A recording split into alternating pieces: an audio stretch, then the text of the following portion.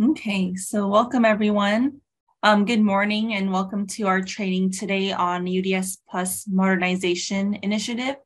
My name is Rima Naik and I'm the Performance Improvement Program Manager at Nevada Primary Care Association. Nevada Primary Care Association helps community health centers across the state by providing exceptional medical, dental, behavioral health care to Nevadans by advocating for policy changes, providing technical and training assistance, and creating economies of scale through program management.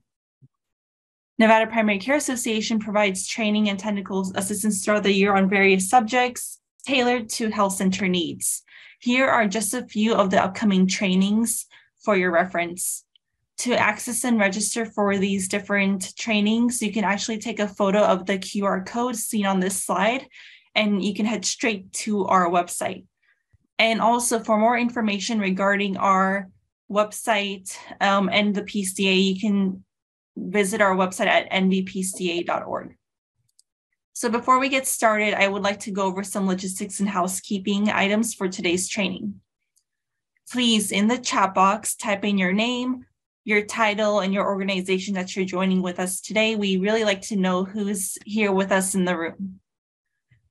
During the presentation, you're able to ask questions in the chat box, and we'll be reviewing and answering questions at the end of today's session.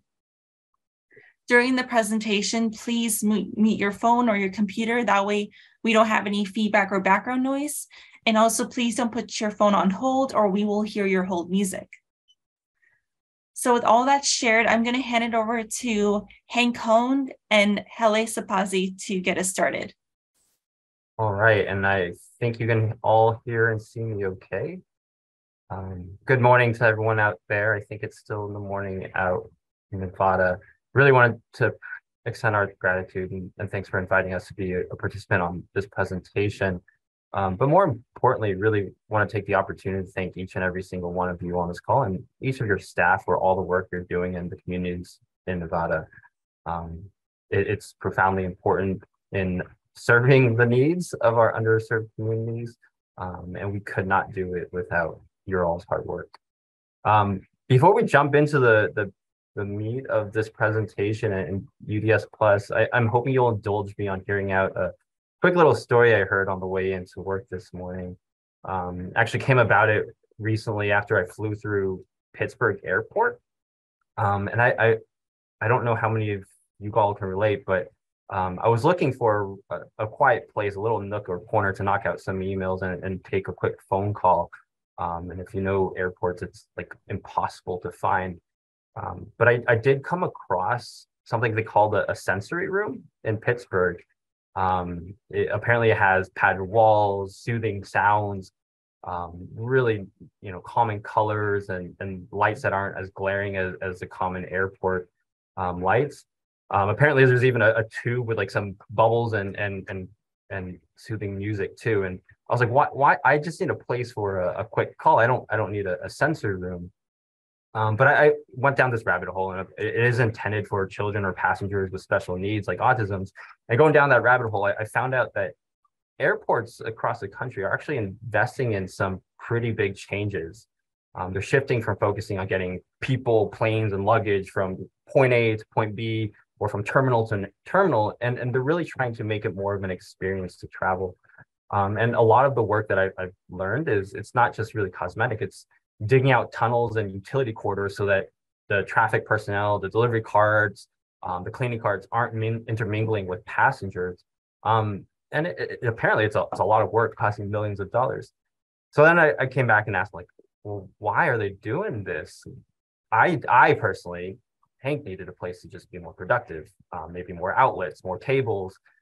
Dual monitors would be phenomenal if you could do that, or if you're flying out of Vegas, a slot machine.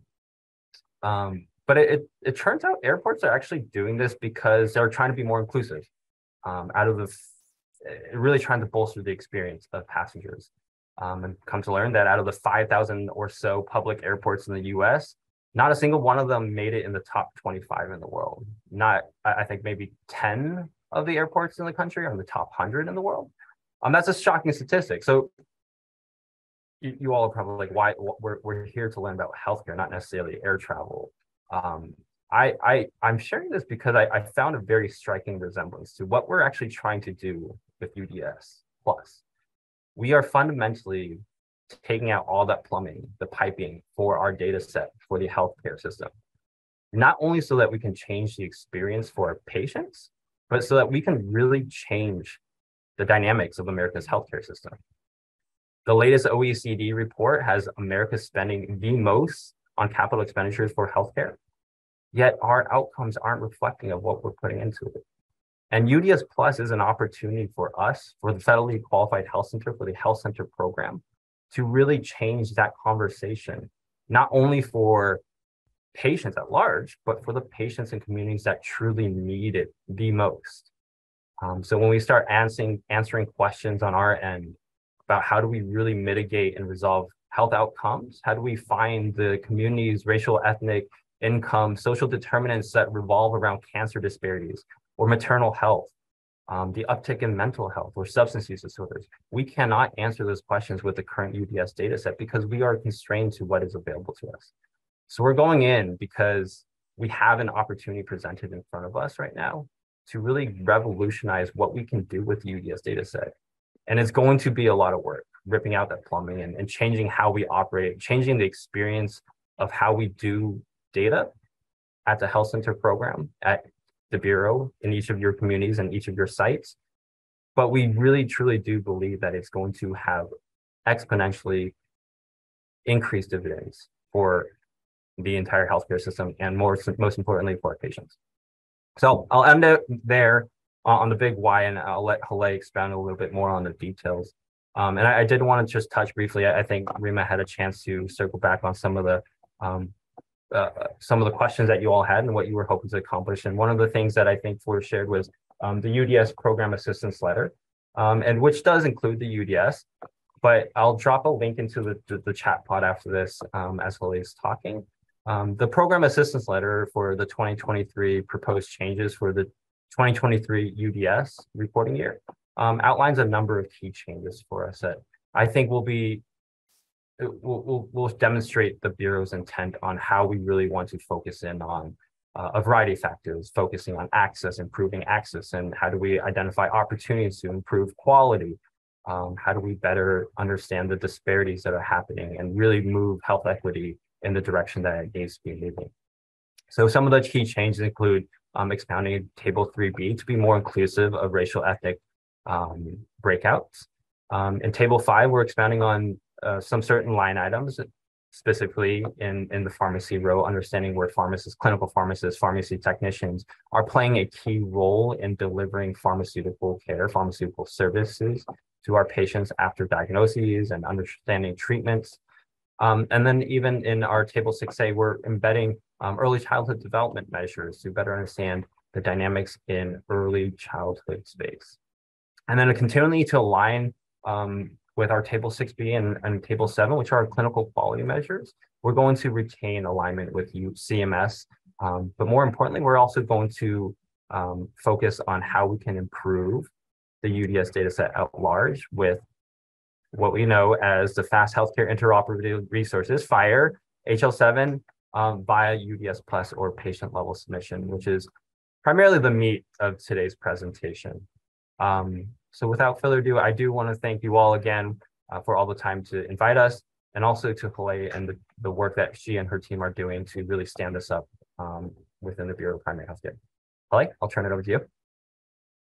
Thank you, Hank. Thank you, everyone, for the opportunity to present on UDS Modernization Initiative, known as UDS Plus. Before I start, I'd like to acknowledge our director, Dr. Alec Stripipitana, for leading the charge on this effort. Every calendar year, Health Center Program awardees and lookalikes are required to report on a core set of operational and performance measures as defined in the UDS.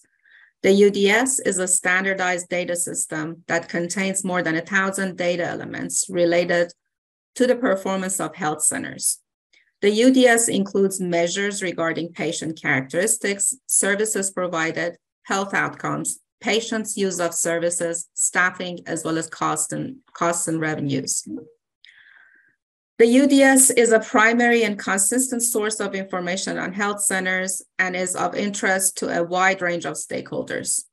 UDS data capture efforts to further expand access to care, address health disparities, improve quality of care, and reduce healthcare costs. Next slide, please. UDS modernization is a continuous effort to reduce reporting burden, improve data quality, and better measure program services and outcomes. UDS patient-level submission, also known as UDS Plus, is part of UDS Modernization Initiative. In summary, UDS Plus has redesigned parts of UDS to increase data granularity while simultaneously reducing the annual reporting burden by aligning with interoperability standards and reporting requirements being adopted across the U.S. Department of Health and Human Services and the healthcare industry. These redesigns will replace the existing table data elements aggregated at the health center level with the de-identified patient-level data for the 2023 UDS report. Proof of concept testing, technical assistance, and communications work will be needed to work with health centers, healthcare partners, and health IT vendors from now through implementation and beyond. Next slide, please. To transition to UDS Plus, we're developing the health information technology infrastructure to facilitate patient-level data submissions. This includes using fast healthcare interoperability resources, or FHIR. Demographics and clinical data will be reported via FHIR for UDS Plus submission, while staffing, financial, and other tables will continue to be reported via EHBs. Next slide, please. As mentioned earlier, CMS and ONC rule for data interoperability include the adoption of FHIR and digital measurements. Beginning with the 2023 UDS, BIPIC will accept de-identified patient-level data to supplant a majority of the UDS tables.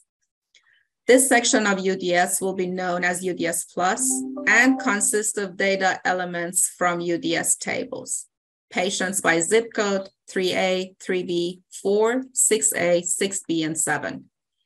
It's important to note that UDS Plus will not be a full copy of data from patients' electronic medical record and will not include patient identifiers. Overall, collecting de-identified patient-level data will have several benefits for health centers.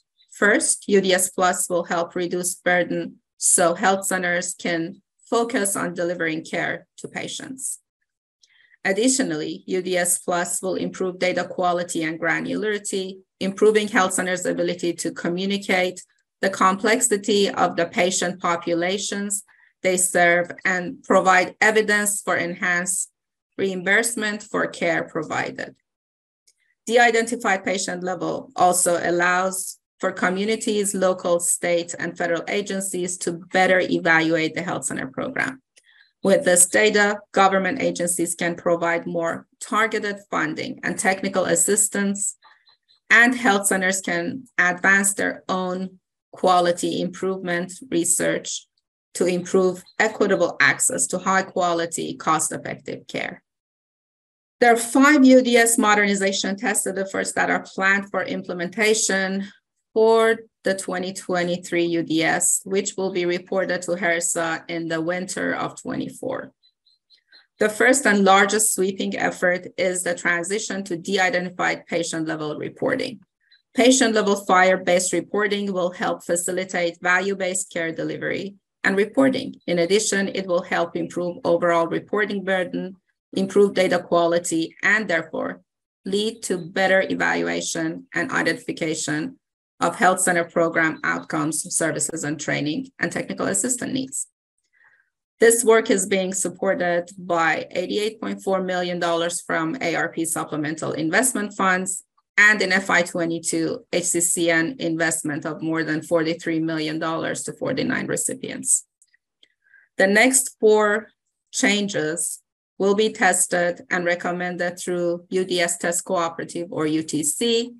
We will be adding an indicator for routine patients, fully aligning with CMS's electronic CQMs where applicable, using electronic standards for countable visits and aligning UDS table 6A with value sets where possible. Routine patient indicators.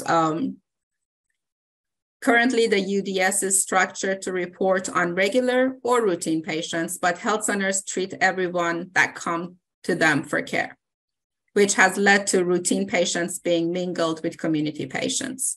The definition of these patients are as follows. Routine patients are those who come to health centers as their source of care present in the reporting year and the previous year. Community patients are those who use health centers as needed. Clinical measure performance is improved between 2.9% and 10%, depending on the measure, when routine patients are defined as having at least one countable visit within the past 2 years. Next is ECQM alignment, standardized reporting across federal qualified health centers by aligning ECQMs to reduce manual calculation and reporting burden. In other words, let health centers report the same way they report to CMS. Uncountable visits, collect and report UDS countable visits by using electronic standards to increase data reliability and reduce variability. And finally, align diagnosis and services in Table 6A with national value sets and use electronic standards to improve consistency and accuracy. UDS transformation to de-identified patient level will move the needle in data maturation from leveraging data to provide descriptive analytics that provide a high-level summary of what has happened to prescriptive analytics that identify what may happen next or what is the best scenario that can happen. Moreover, the ability to dive deeper into UDS data support valuable insight into our patients' experience with receiving their care at our health centers and better inform programmatic decisions about the health center program to better serve those patients. Aggregate and retrospective data are limited in the types of analysis we can conduct. For example, descriptive analysis cannot perform cross-tabulations. However, patient-level data will allow us to cross-reference important factors that influence care-seeking behavior, care receipt, and health outcomes. These data will better support health centers' identification of priority health areas for quality improvement and optimized care team and workflow. Here's a slide on the overall value of UDS Plus. So I'm not going to read all the bullets for you, but some of the highlights that I can mention is the improved preparedness for public health emergencies, improved ability to communicate and the complexity of the patient population health centers serve and provide evidence for aligned reimbursement for care provided, alignment with Office of National Coordinator for Health Information Technology or ONC certification requirements for health IT, and improved evaluation of program services and health outcomes. Next slide, please. Use of patient-level data is what is being addressed in this slide. The data from UDS Plus provides HRSA with valuable insight into patients' experience with receiving their care at HRSA-funded health centers and better informs programmatic decisions about the health center program to better serve patients. You can see how patient-level data will change with UDS Plus reporting. It will allow for the ability to risk stratify patient data, which can be useful for reimbursement. It will also enable us to cross-reference important factors that influence care-seeking behavior, care received, and health outcomes. This information is critical in advancing quality improvement efforts for health center program, including tailoring technical assistance and funding opportunities. The ability to disaggregate and automate UDS reporting will help health centers improve patient care while simultaneously reducing reporting burden. I'd like to take a moment to talk about the UTC or UDS Test Cooperative. It consists of a diverse group of stakeholders who test and offer feedback on proposed UDS changes and enhancements. The UTC includes staff from Health Center, Primary Care Association, HCCNs, and Health Information Technology vendors. A steering committee of health centers representing diverse HHS regions lead the group. Other feedback channels include interactive sessions with health center survey and participation in UDS Plus proof of concept and testing projects. If you are interested in joining the UTC, please communicate your interest via the WIPIC contact form. There are multiple references and links throughout this presentation, and we can drop it in the chat as well. Choose UDS, UDS Modernization, how to join the UDS Test Cooperative. The goal of UTC are to pilot innovations before scaling innovations to assess their implementation feasibility and to engage a range of UDS stakeholders to ensure their input is captured. So just to reiterate, if you would like your voice to be heard and your comments and feedback, please join UTC.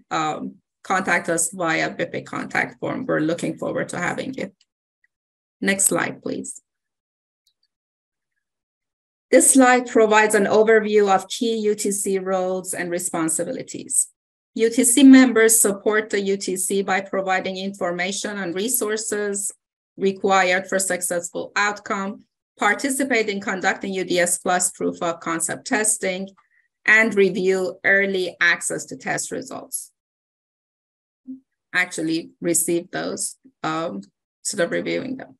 While we're talking about the UTC, I would also want to note that we have a separate UTC steering committee. It's made up of representatives from 10 regions, and we're currently meeting with them monthly. Their role is to offer feedback on proposed UDS changes and enhancement, as well as serve as a resource for other members of the UTC.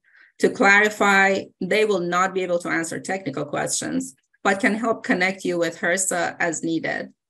And you can provide them with informal feedback as another line of communication regarding UDS Plus modernization process. The UTC steering committee chairs are Andrew Hamilton and Jason Greer. The chairs support UTC by collaborating with UTC convener to develop UTC strategy and goal development, ensuring the steering committee functions properly, and they serve as the key leaders during UTC meeting. The UTC steering committee is where we need your help. It's critical that all voices are heard during our proof of concept testing, and our testing cohort is representative and diverse. The steering committee helps to ensure those aims. We have representatives from all 10 regions that HRSA supports. If you have informal feedback, you may reach out to your region's representative. For questions and feedback in general, please contact us via WIPIC contact form. The UTC tested 4 potential changes to UDS. The first potential change tested was alignment to electronic clinical quality measures, or ECQMs, to reduce manual calculations and reporting burden. The second was separating out routine patients from common community patients so that we may better understand health centers' consistent patient base. Again, routine patients were defined as person who received care in the reporting year and the previous year. The third change was to collect and report UDS countable visits by using electronic standards. The last test was to align diagnosis and services in Table 6A with value sets and electronic standards. All of these 4 tests were completed in 2019 and 20. The next round of tests will involve the UDS Plus FHIR implementation guide to validate that FHIR service accurately adhere to UDS buyer specifications. Next slide, please. This slide shows a tentative timeline for implementing UDS Plus. It starts with May of 22 when ARP funding, which was a one-time supplement investment, was issued to support HRSA-funded health centers and lookalikes to respond to and mitigate the spread of COVID-19 and enhance healthcare services and infrastructure. And then you can see in various quarters, various activities are happening. We're going according to schedule. IG is still being worked on. HRSA is working with several EHR vendors and third-party aggregators that support our health centers. In late 22, HRSA plans to we plan to test a draft UDS Plus FHIR implementation guide. So we have an implementation guide, and it's a draft, and it's being worked on based on the feedback that we're receiving from the community. We're anticipating pilot testing in the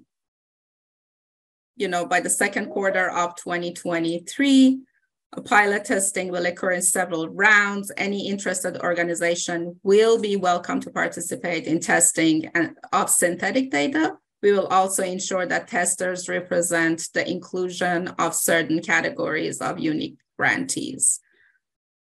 Overall, in the past several months, we have conducted readiness assessments with interested healthcare organizations and vendors to learn more about their process to submit data via EHBs and how the UDS Plus Modernization Initiative will impact their efforts to report their health data to HRSA.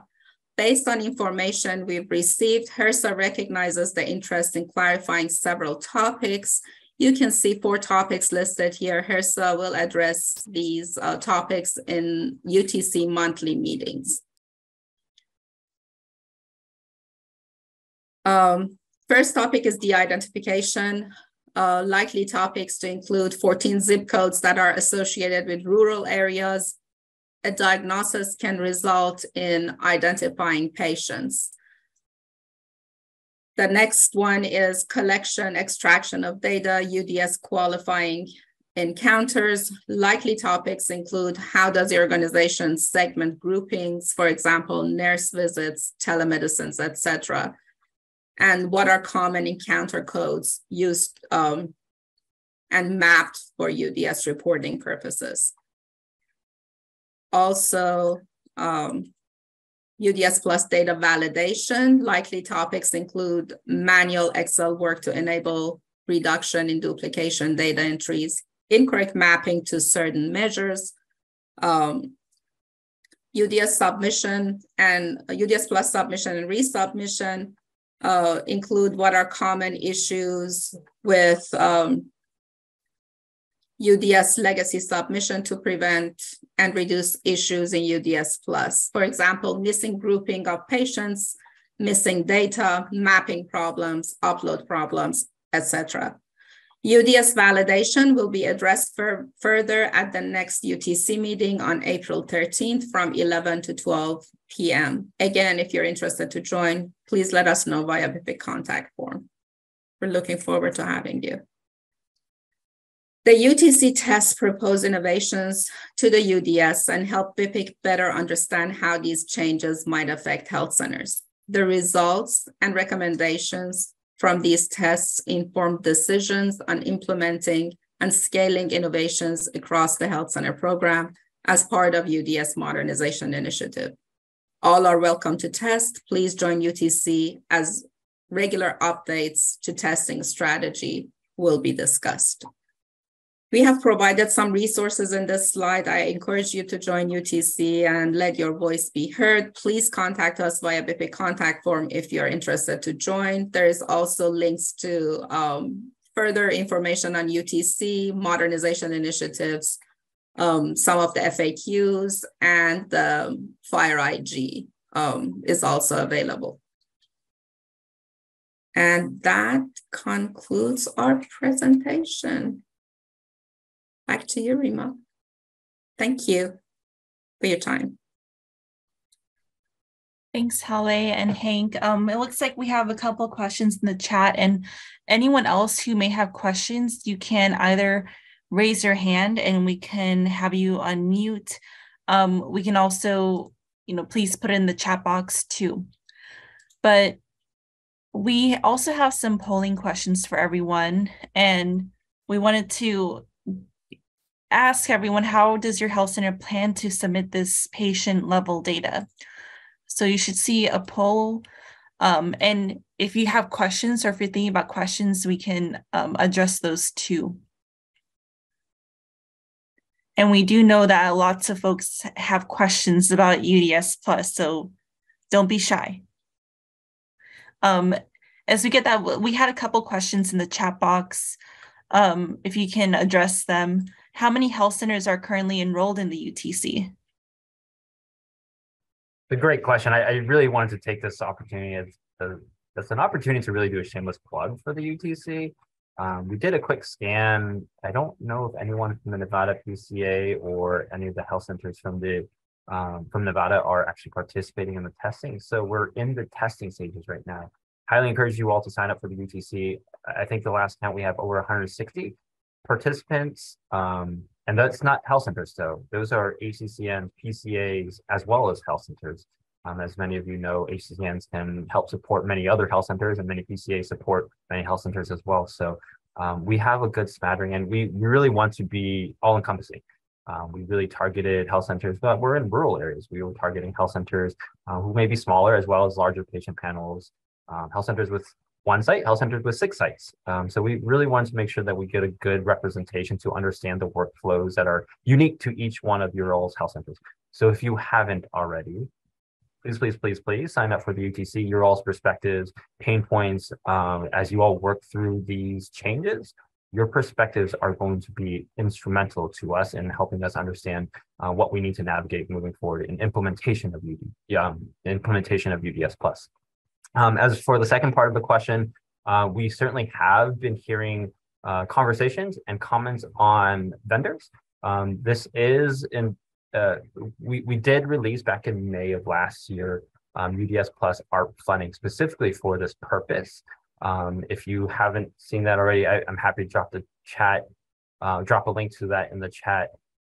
But those funds were also reserved to help support some of the health centers in their EHR conversations with their vendors. But that, unfortunately, is very unique to each health center on a case-by-case situation. I hope that answers the question. I think Mary had one more. EMRs, yes, and we're also, so I also mentioned the UTC is encompassing of not only different rural, urban, small, large, we're also encompassing health centers with a variety of EHR vendors. And we're actually been engaging directly with our EHR vendors. So ECW, for example, we're engaging with them, as well as population health aggregators like I2I or Azara Health. They are in conversation with us. They should not be in the dark in terms of what UDS Plus is. So highly encourage you to reach out to your EHR vendor representative if you haven't. Ask them what their current status is in supporting UDS Plus. And hopefully, if you continue to have concerns, feel free. We really established the UTC as a forum, not only for us to hear from health centers, but health centers, PCAs, and HCCNs to hear from each other about what you all are navigating through as well. Thank you. And in regards to the UDS Plus and the UTC, it looks like everyone is kind of split between how they are planning to submit at this time. If anyone has questions regarding this, I am going to put up another poll on addressing who might be interested in the UTC. And it looks like we have some additional comments too about the time it may take for preparing for UDS Plus submissions and how these different things that are happening with UDS Plus and the different funding may be impacting the health centers. See, it looks like Chris has a question in the chat. Are HRSA's plans for the table submitted via UDS Plus to only be patient level measures for the near future, i.e. will staffing and financial always be submitted manually, not via UDS Plus? They're planning to use their Pop Health tool for UDS Plus submission, and they won't have the staffing and financial data. It's a great question. I can't remember which slide exactly it is, but we specifically are only targeting the tables with patient demographics. So your tables 3A, 3B, 4, your quality measures 6A, 6B. At this moment, we don't have any immediate plans to convert and translate the staffing tables or revenue tables into FHIR specified formats. So at this time, we're going to keep legacy open for those legacy older tables, if you will. And theoretically and ideally, you should be able to submit through FHIR an automated process of getting those other tables out. But we do have plans, probably more in the distant future, mid to long-term future, of how do we continue to modernize the staffing and financial tables for you all, because we understand it takes time for you all to enter those tables as well. And time in the EHBs or time entering data is less time for you all to spend on your patients. And we recognize that. And we want to leverage the UTC again when we get to that point to understand how we can better modernize those tables for you. So do you expect the UTC to continue as once UDS Plus submission is done for the first year? Is that right? Okay. We certainly hope so. The UTC is by no means an entity formed just for UDS Plus. UDS Plus is a small but very large component of the overall UDS modernization efforts. As Soleil mentioned, the UDS modernization efforts are really at large to establish transparency, communication, and get input on how we can hear from all of our health centers as we continue to reimagine what the UDS is. It was established, the UDS was established some 40 years ago. So really appreciate it. And it looks like Chris, I'm going to ask, please, when we get to those financial and staffing tables, it sounds like you have some good input. We would really we're starting to revisit. I think our previous contracted MITRE had done some work on financial tables and GAAP and accounting. We are revisiting those in the not too distant future. So please stay tuned. And when we do call out, we certainly hope that you'll be participating in the UTC, offer your insights, input, and what we could and could not do within reason. I was going to say, Chris, please join the UTC now so you can warm up by the time the financial data is being revisited. I did just get a question, Hale. I think you can answer this one. For estimated time commitment to the UTC, could you give a high-level summary of how often the UTC meets? Certainly. UTC meets on a monthly basis. The next UTC meeting, I believe, is in April. It's usually for an hour for the UTC meeting, and then there is a UTC steering committee that you probably will need a couple of hours there meeting with your steering committee members. So the next UTC is on April 13th from 11 to 12. If you're interested, please use the BIP contact form. It's Eastern Standard Time, and it's usually on the second Thursday of the month. It just looks like that we do have a couple folks who are interested as of right now. So we do hope that you can join. We do have, as Kim mentioned, at the Nevada PCA, she has joined the UTC to be that Nevada representative and Nevada PCA representative. And the slides and presentation will be available to everyone who is participating. We are recording this session too for your reference. Rima, if there are any other questions, we know the BIP contact form seems like a very perhaps dismissive way of navigating to us. But if there are any questions, feel free to share the slides. Please feel free to send them our way, our contact information, if they have any questions. But quite honestly, the best way to get your requests or inquiries answered is through the Pivot contact form, believe it or not. It's the fastest way for us to triage internally. There's some behind the scenes magic once your inquiry gets populated into the web portal, that it gets sent directly to the team who will be best suited to answer your questions. I wish I knew the answers to all the questions. I unfortunately do not. That's what I have Hawaii here for. So really appreciate all the time, and feel free to share any other information or questions that you might have. Yeah, it looks like we have more questions. I know it takes a minute for folks to type. See, is Himansu shared just a question on if that's the correct place that they need to go for the. Yes. Okay. Yes, it is. And for all the questions that we didn't get to, we are going to review, and we'll collect and respond, and we'll share back with Rima so she can share with you all any questions that we didn't get to answer today. Now there is another question in regards to the PAL. And maybe this is something that you might have to revisit with your group, but is there any correlation to improvements with race and ethnicity and how the census categorizes and collects this data? Yes, yes, and yes.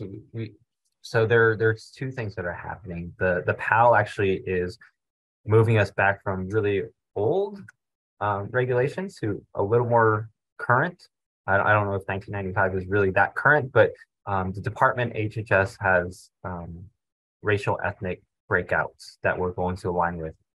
So that is what we're recommending in the future 2023 program assistance letter for the UDS.